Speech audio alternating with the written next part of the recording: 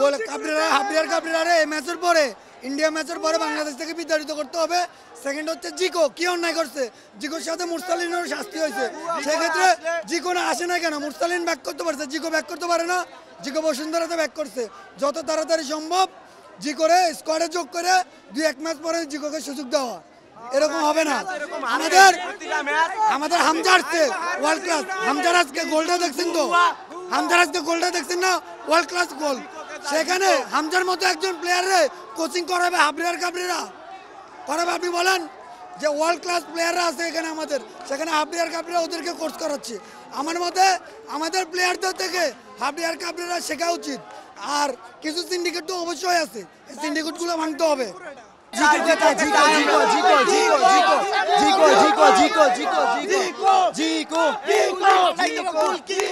খেলা দেখে খুবই হতাশ। আমরা কিন্তু লাস্ট ম্যাচ হারছি কিন্তু আমাদের অ্যাডিশনাল টাইমে। আজকে অ্যাডিশনাল মিনিটে কিন্তু আমরা ড্র করছি। মানে ডিফেন্সিভ যে মনোভাবটা আছে এই মনোভাবটা চেঞ্জ করতে হবে।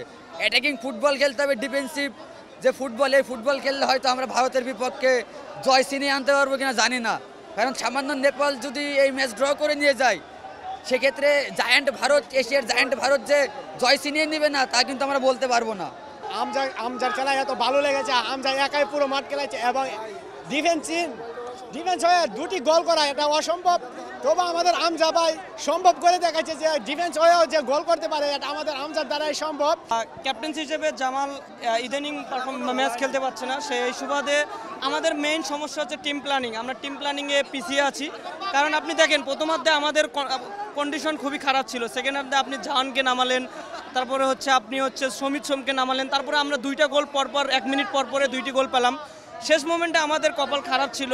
লাকি চান্স আমাদের গোলকিপার একটু ডিফেন্সিভ মুডে চলে যায়। ওর এগ্রেসিভ মোমেন্টটা নেই। একটা ফুটবলারের সবথেকে ক্ষীণতা, সবথেকে এগ্রেসিভ মোমেন্টটা যদি না থাকে তাহলে ফুটবল খেলা আসলে চলে না।